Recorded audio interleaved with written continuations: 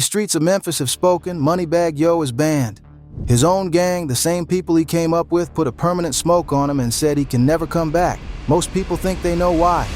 I was already planning and structuring to drop to federal. Yeah. He just came on in a situation like... But the real story, nobody's been telling it fully. And here's the part that'll really mess with your head. He didn't snitch. He didn't flip on anybody. He didn't catch a case and start singing. He signed a record deal. That's it. One signature, and it cost him everything he came from. But why? Why would one record deal get a man permanently banned from his own city? That's the question nobody's been answering fully, because the truth goes deeper than North Memphis versus South Memphis. There's a 2010 shooting with 6 victims. There's a diss track with Moneybag standing right in the background. There's a jailhouse recording declaring war. There's a father publicly calling his own son a sellout online. And there's a birthday party in Las Vegas where somebody ended up grazed by a bullet.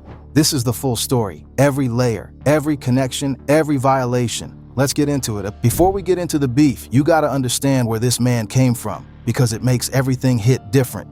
Demario Dwayne White Jr., that's his government name, was born and raised in South Memphis, Tennessee.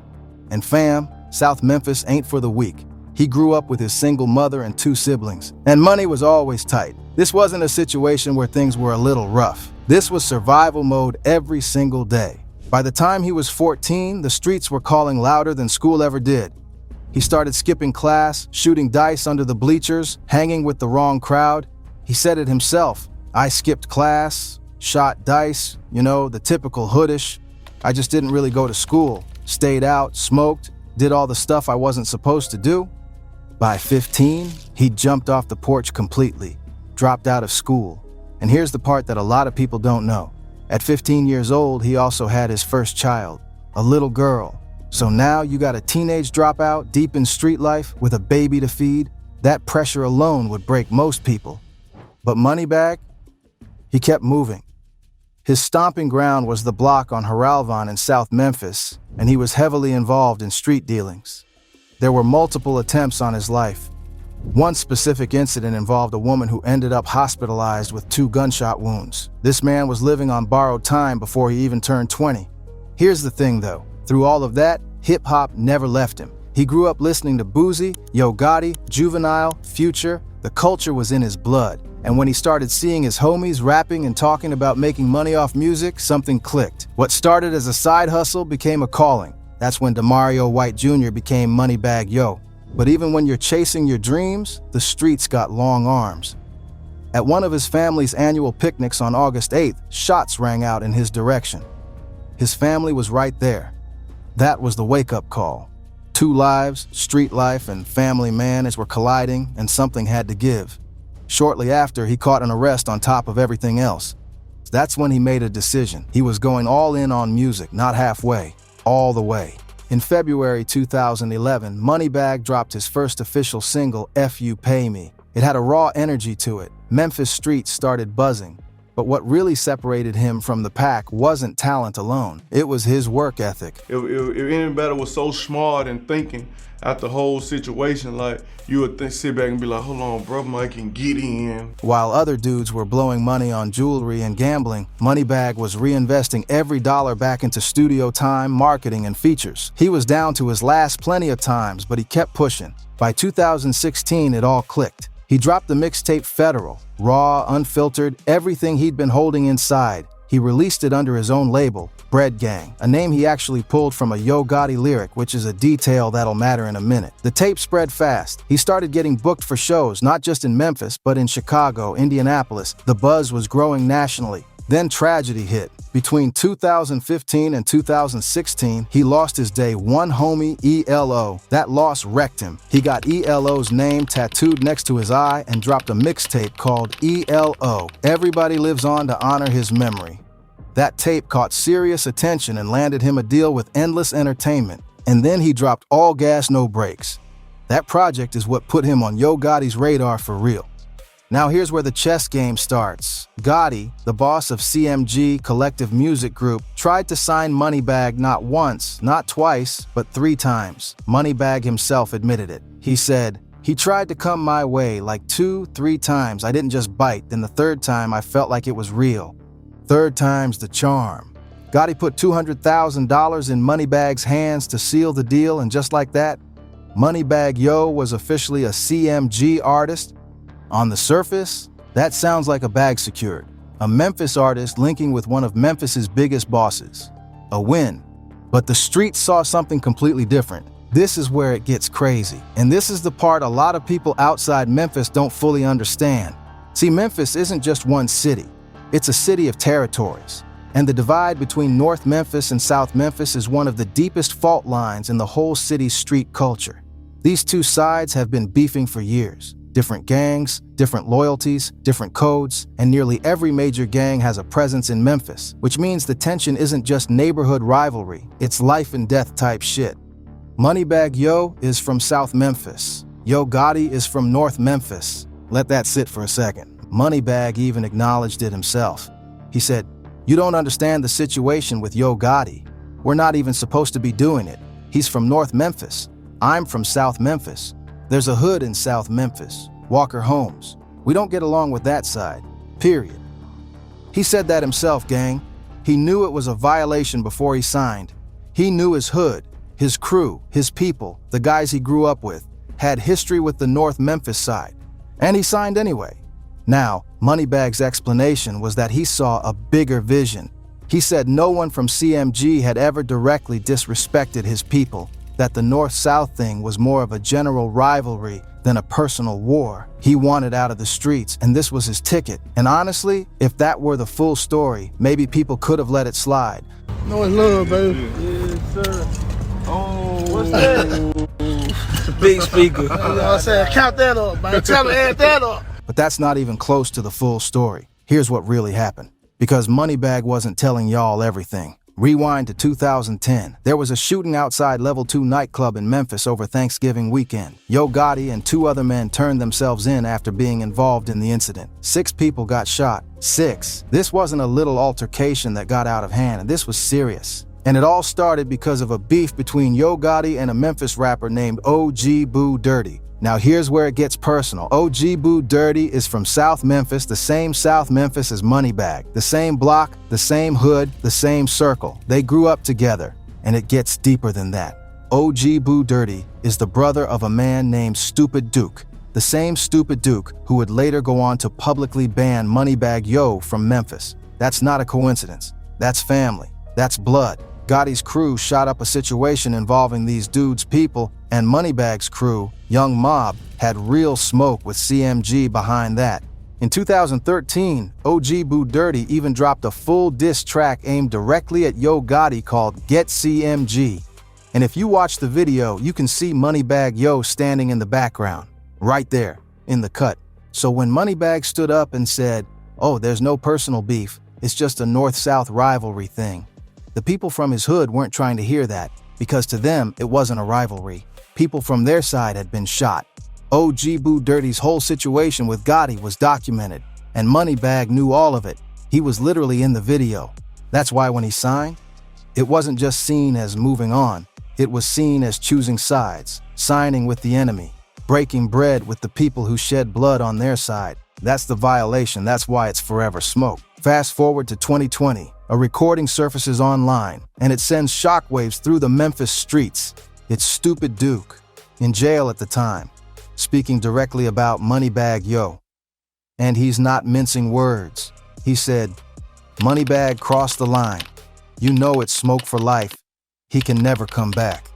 Duke and Moneybag had history going back to their Young Mob days. They came up together. Duke knew him before the fame, before the deals, before any of this. And from Duke's perspective, once the checks started coming in and the cameras started flashing, Moneybag switched up, left his day ones behind, started rolling with the people they'd been beefing with, left everyone else in the trenches. Duke made it clear. This wasn't about fame. This wasn't about jealousy. It was about loyalty. And specifically, about a song Moneybag did with a rapper affiliated with Young Mob's enemies. Duke said Moneybag did a song with someone they had smoke with, and that in itself was a violation on top of a violation. The message was simple. Memphis is closed to you. Come back. It's on site.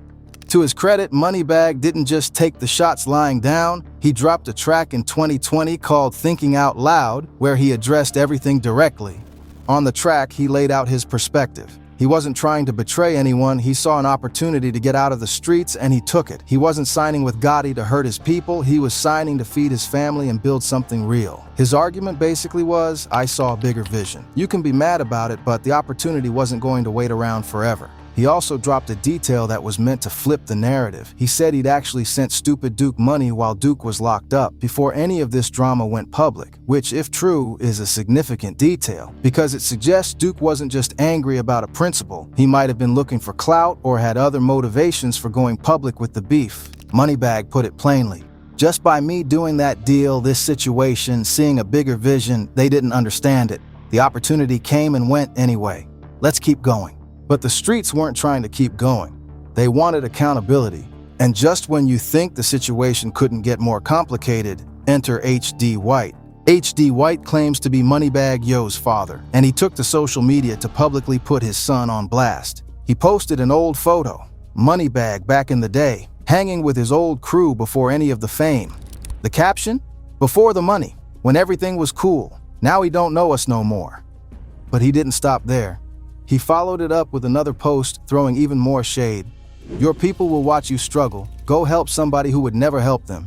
If the shoe was on the other foot, and then they say you wished me happy birthday. F you and your birthday. That last line? That's a direct reference to a bar in one of Moneybag's songs where he raps about his father calling him on his birthday just to ask for money. Not even to say happy birthday. Just to ask for a handout. So now you've got the father and the homies both on his neck publicly. Now it's worth noting, H.D. White is also a rapper.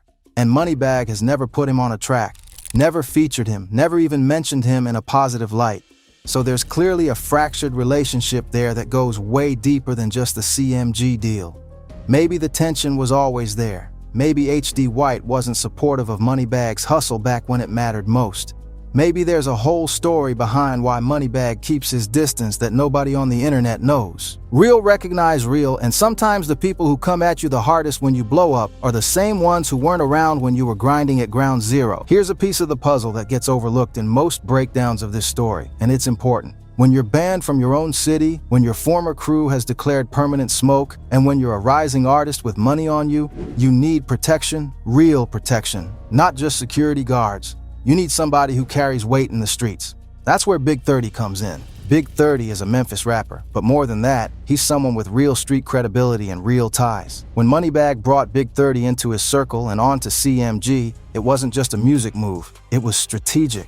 It was Moneybag securing himself someone in his corner who carries enough respect and enough weight to make people think twice. Think about it from a chess perspective. You're cut off from your hood. You got former homies declaring on-site situations. You can't lean on your old crew for protection because they're the ones with smoke on you. So what do? You build a new circle, and you make sure the people in that circle are thorough enough that the ops have to respect it. Big 30 fit that bill perfectly, and the signing made it clear. Moneybag wasn't just trying to make music at CMG, he was building an entirely new infrastructure around himself. Because in Memphis, if you're not protected, you're a target, period. Once Moneybag officially landed at CMG, it was like the whole industry started testing him simultaneously. And you gotta understand, when you sign with Yo Gotti, you inherit all his beefs. That's just how it works in rap. The label isn't just a record deal, it's an alliance. And alliances come with enemies. The first big public conflict, NBA Youngboy. In 2017, Moneybag and Youngboy had actually worked together and dropped a joint mixtape called Fed Baby. At first, it seemed like a genuine collaboration, but out of nowhere, Youngboy stopped promoting it, started throwing shots online, and the whole thing went sideways.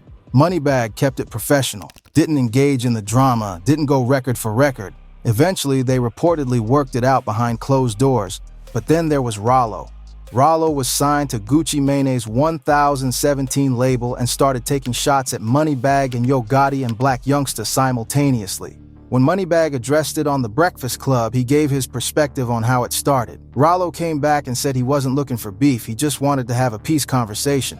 Whether you believe Rollo or believe Moneybag depends on who you ask, but the pattern was clear. Moneybag was barely settled into his CMG deal before he was fielding beefs from multiple directions. That's the tax you pay for signing with a label that's been in the mix for as long as CMG has. Then September 2020 happened, and this is when things stopped being just internet drama. Moneybag was celebrating his birthday in Las Vegas outside the Aria Resort and Casino. He'd just had what sounded like a major celebration, one of his biggest nights yet, and then shots rang out. According to police, a group of people near the valet got into an argument, and at least one person opened fire. One of Moneybag's girlfriend's close friends was grazed by a bullet and had to be taken to the hospital. She was treated and released, but the incident was real. Moneybag quickly denied being the target. He said it had nothing to do with him specifically, that it was just a random situation outside a busy Vegas venue.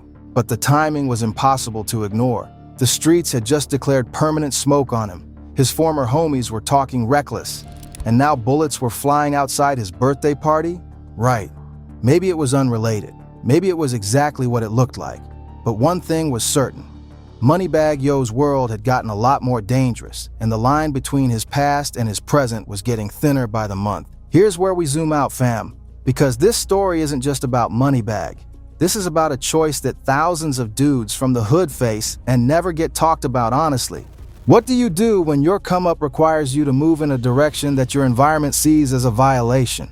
He made his choice, and he paid for it. Not legally, not physically, but socially. He lost his hood. He lost his crew. He may have even lost his relationship with his father over it. The people who were supposed to be his foundation called him a sellout and put him on blast to the world. But here's the other side. There were real bodies connected to this beef. Gotti's crew in the South Memphis side had genuine violent history. OG Boo Dirty's situation wasn't just a rap beef. 6 people got shot. Stupid Duke's brother was directly involved. When Moneybag said it was just a rivalry thing, he was minimizing something that felt very real to the people who lived it. So who's right? That's the question the streets have been debating for years. What I'll say is this. Moneybag Yo made a calculated decision, rose to the top, and is currently one of the most successful rappers in the game. He's doing $200,000 a night in shows. He's got resources, security, and a platform that dudes from his block could only dream about. But he built that on a foundation that his old crew sees as cracked. And in Memphis, that kind of thing doesn't just fade with time. Drop your thoughts in the comments. Did Moneybag make the right move, or was it a violation? Let me know what y'all think.